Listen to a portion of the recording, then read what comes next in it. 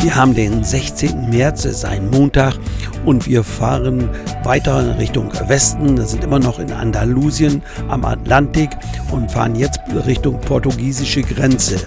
Wir wollen aber nicht nach Portugal, sondern wir wollen nach Isla Cristina. Dort gibt es einen Stellplatz, da gibt es was Neues, darüber möchte ich berichten. Herzlich willkommen zu diesem Video.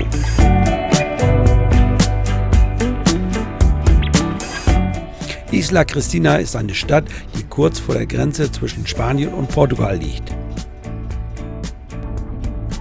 Wir benutzen die Autobahn, es sind ca. 64 Kilometer von Huelva aus bis zu unserem Ziel. Hier ein kleiner Überblick über unsere Reise bisher hier in Spanien. Insgesamt sind wir schon 160 Tage, etwas mehr als 160 Tage unterwegs und haben etwa 3700 Kilometer zurückgelegt. Wir haben die Autobahn verlassen und haben jetzt hier auf der linken Seite wieder Erdbeerfelder. Wir haben diese Erdbeeren gekauft auf dem Stellplatz und sie mal gegessen, also sie schmecken schon sehr gut.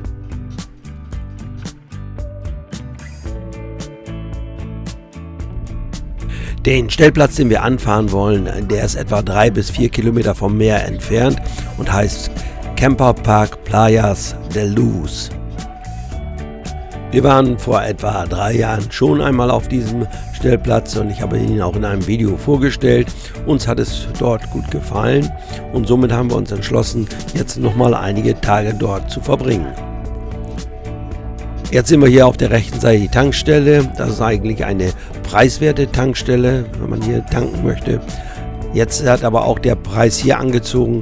Für Diesel zahlt man pro Liter 1,93 €. Jetzt haben wir den Stellplatz fast erreicht. Hier vor den Müllcontainern müssen wir rein. Hier gleich ganz rechts kommt die Einfahrt zum Stellplatz. Wir lassen aber erst ein anderes Mobil vorbei, bevor wir jetzt hier einfahren.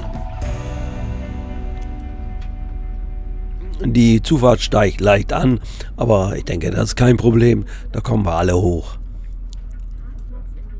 Wir kommen hier etwa in der Mittagszeit an. Das ist immer eine gute Zeit, finde ich. Dann sind die abreisen wollen, meistens schon weg.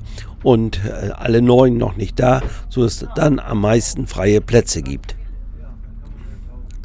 Vorne links hier an der Einfahrt steht ein kleines Häuschen. Dort ist die Rezeption untergebracht. Dort gehe ich erstmal rein und melde uns an.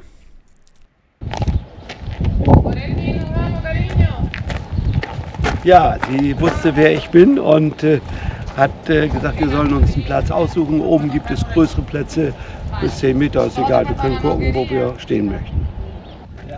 Unsere spanische Gasflasche ist leer. Wir haben natürlich auch einen Gastank. Den nutzen wir in dieser Übergangszeit, wenn wir nicht gleich die Flasche tauschen können gegen eine volle. Dann wird der Tank genutzt. Aber hier kann ich tauschen und habe dann wieder mindestens für 10 Tage Gas.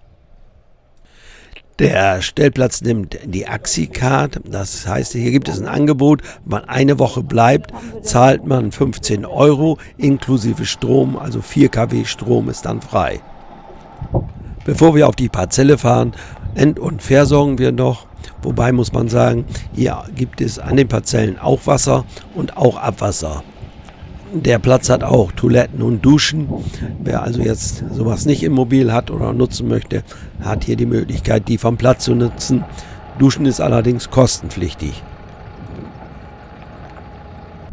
Man sieht, es gibt schon einiges an freien Plätzen. Das ist aber ganz normal. Das ist jedes Jahr so. Im März beginnt die Rückreise der Langzeitcamper. Und dann kann man schon mal ohne Reservierung reisen und findet schon dann leichter einen freien Platz auf den Camping- und Stellplätzen. Die Preise sind hier gestaffelt oder man zahlt Zuschläge. Wenn man ja zum Beispiel ein Fahrzeug hat über 10 Meter Länge, dann muss man mehr bezahlen. Ich glaube, es sind dann pro Tag 2 Euro, weil man dann auch einen entsprechend längeren Platz bekommt. Ich sehe gerade auf der rechten Seite den Wohnwagen, also hier sind auch Wohnwagen willkommen. Wer also jetzt mit dem Wohnwagen reist, kann auch hierher fahren. Dieser Platz ist ja terrassenförmig angelegt. Es gibt 2 Terrassen. Wir sind jetzt hier auf der oberen Terrasse. Alle haben, wenn sie wollen, einen Blick in die Natur. Parzellen haben auch eine ausreichende Breite, sodass man also auch die Markise ausfahren kann. Es gibt auch ausreichend Platz zum Rangieren. In diesem Fall sind aber rechts und links neben uns die Plätze nicht belegt. So haben wir natürlich noch mehr Platz. Jetzt zu einer Geschichte, ja, die finde ich eben berichtenswert, deshalb sind wir dann auch hier. Und zwar hat uns der Chef vom Platz eingeladen, mit einem weiteren Camperpaar uns das angrenzende Naturschutzgebiet zu zeigen und dazu einiges zu erklären. Wir haben uns dann morgens um 10 vor der Rezeption getroffen. Fran, ich glaube er heißt Francisco oder Francesco, ich weiß es nicht genau, wir sollen ihn jedenfalls Fran nennen. Und der war dann dort und hat dann alles erklärt. In unseren Einrichtungen fördern wir 2 Hauptaktivitäten. Zum einen die Vogelbeobachtung, insbesondere in den Sümpfen und auf Isla Cristina, da diese ganz in der Nähe liegt. Und zum anderen das Radfahren. Den Charme dieses Strandes in Lucy möchten wir durch unsere Naturaktivitäten besonders hervorheben. Deshalb haben wir einen Vogelbeobachtungsführer von Diego Roching entwickelt und arbeiten an der Einrichtung eines Fahrradzentrums auf unserem Gelände. Heute unternehmen wir mit Ihnen eine Vogelbeobachtungstour in unserer unmittelbaren Umgebung. Dazu nutzen wir unseren selbst gestalteten Vogelführer. Eine kleine, aber feine Ergänzung, die die Natur mit der digitalen Welt verbindet. Weitere Informationen finden Sie hier. Die wichtigsten Vogelarten unserer Region mit einem QR-Code, der Sie zum Zoo Bird Life Führer führt. Dieser ist zwar auf Spanisch, lässt sich aber in verschiedene Sprachen übersetzen. Dieses Naturschutzgebiet oder auch Feuchtgebiet hat eine Größe von ca. 2100 Hektar. Man kann es teilweise mit dem Fahrrad erkunden, dieses Gebiet, aber natürlich kann man auch zu Fuß losgehen und das werden wir in diesem Fall machen. In der Rezeption kann man sich verschiedene Arten von Ferngläsern leihen, wenn man kein eigenes hat.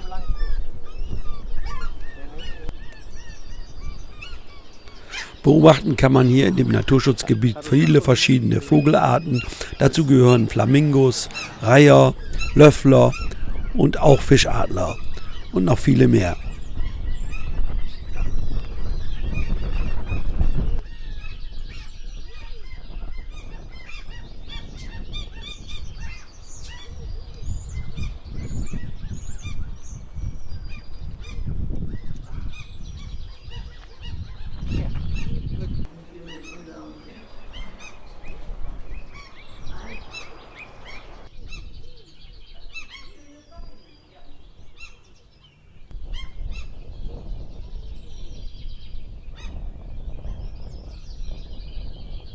Man kann einige Kilometer hier durch das Naturschutzgebiet wandern.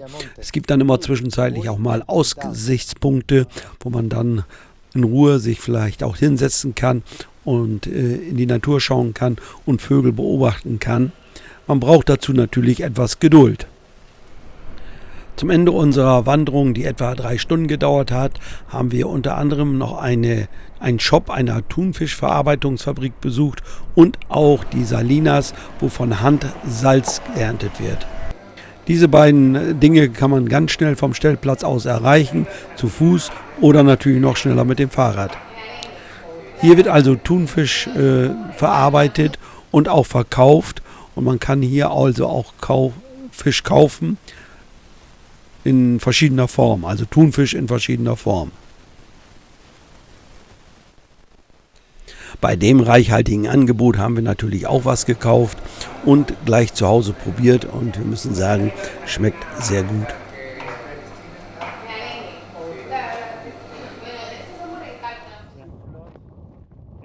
Dann ging es noch ein kleines Stück weiter und zwar in die Salinas. Hier wird von Hand Salz gewonnen.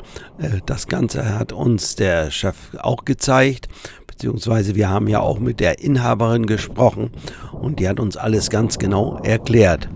Man gewinnt hier Salz und verarbeitet es. Es gibt dann Salz in unterschiedlicher Form hier. Das kann man auch hier käuflich erwerben. Da gibt es einen kleinen Shop.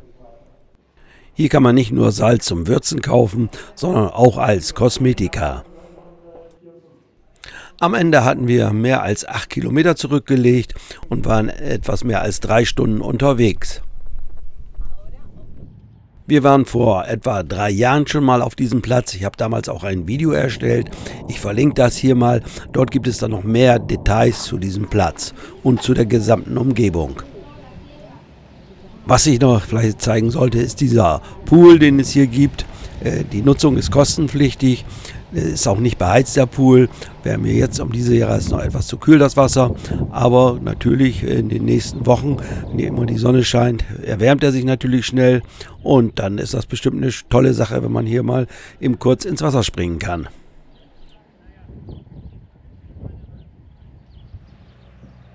Jetzt noch ein bisschen was zum Thema Fahrradfahren. Man kann ja gut mit dem Fahrrad fahren, ist alles recht eben hier. Bis zur Stadt hin sind circa 3 Kilometer und bis ans Meer sind es vielleicht 3,5 Kilometer. Wir fahren jetzt nach Isla Cristina, aber es besteht auch die Möglichkeit, nach Ayamonte zu fahren. Das sind etwa 8 Kilometer und das führt durch das Naturschutzgebiet. Wir sehen rechts oben den Stellplatz, den Standort, dann links Ayamonte die Stadt, dann den Grenzfluss. Und dort ist dann auch schon Portugal. Dort kann man auch übersetzen mit der Fähre nach Portugal. Ich weiß es nicht ganz genau, aber ich glaube, die Fähre nimmt nur Motorräder, Fahrräder und Fußgänger mit. PKWs und größere Fahrzeuge gehen, glaube ich, nicht.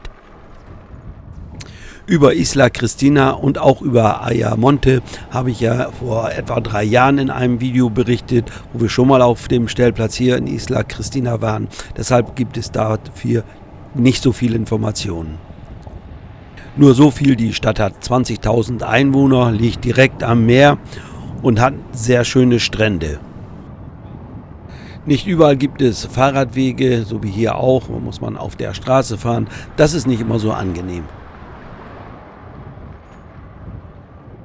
Wir sind dann nochmal ans Meer gefahren, leider verschlechterte sich das Wetter. Wir waren aber in erster Linie hier in die Stadt gefahren, um einzukaufen.